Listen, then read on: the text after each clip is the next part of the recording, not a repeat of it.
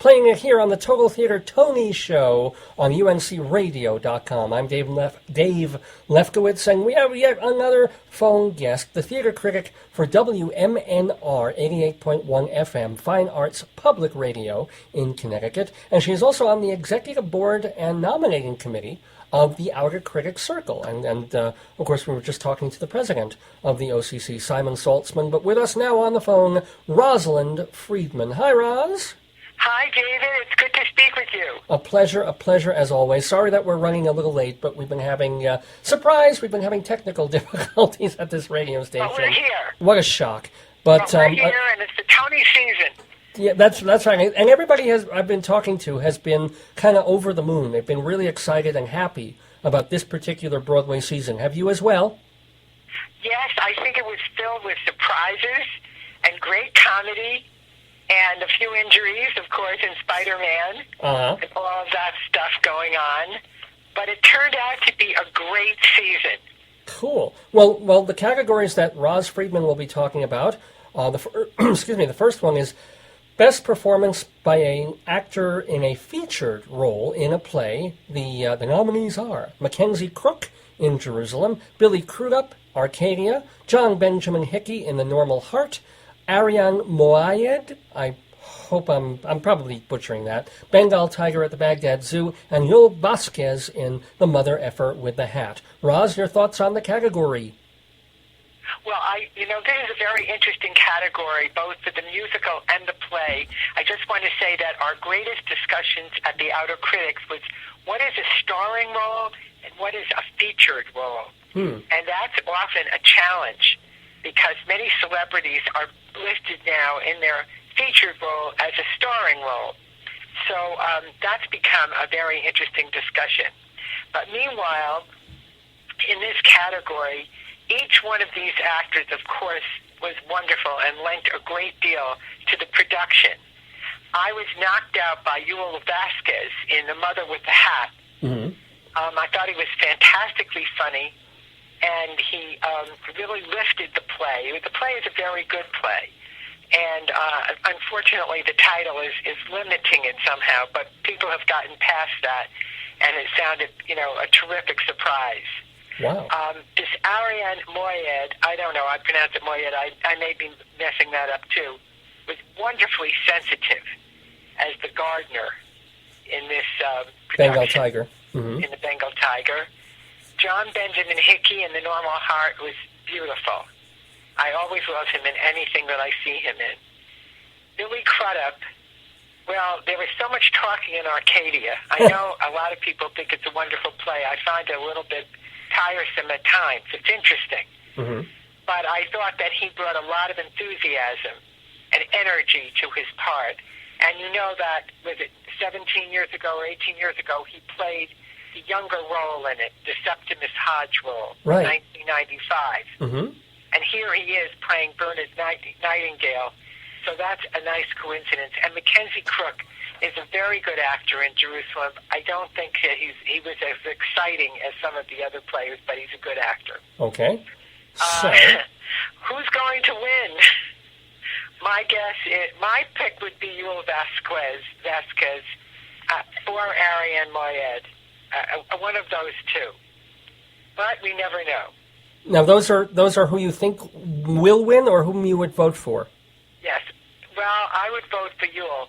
But I will say this, that the OCC and the Drama Desk gave Brian Bedford the award in this category. Because he should have been featured. Because I think he's up for Best Actor in the Tony category. Is that true? And I guess I was talking about that with Simon Saltzman just before we went on. And he said Bedford does not belong in lead actor in that role. This kind of award situation. Yeah. So it's very interesting.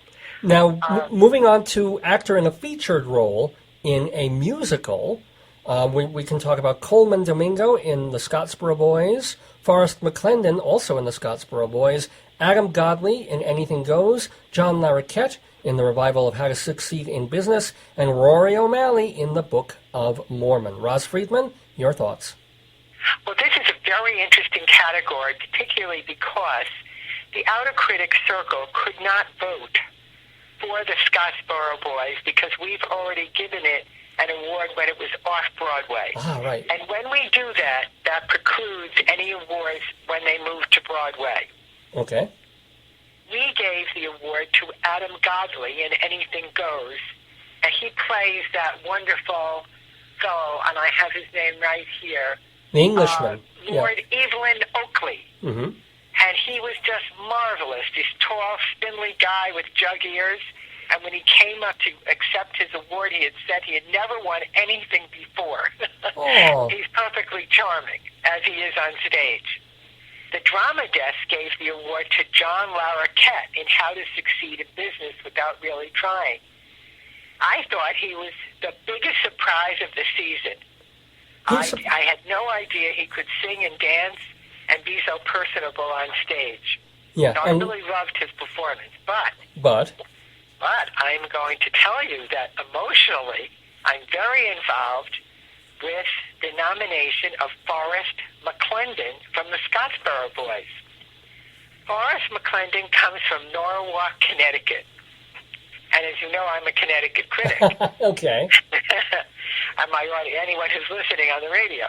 He grew up in the projects there, studied in the public school system, was taught by a Mr. Sisto, a music teacher in the high school in Norwalk, and he was also taught by a woman I know quite well, Betty Jones, a former opera singer who now, still at 75, is still performing and teacher.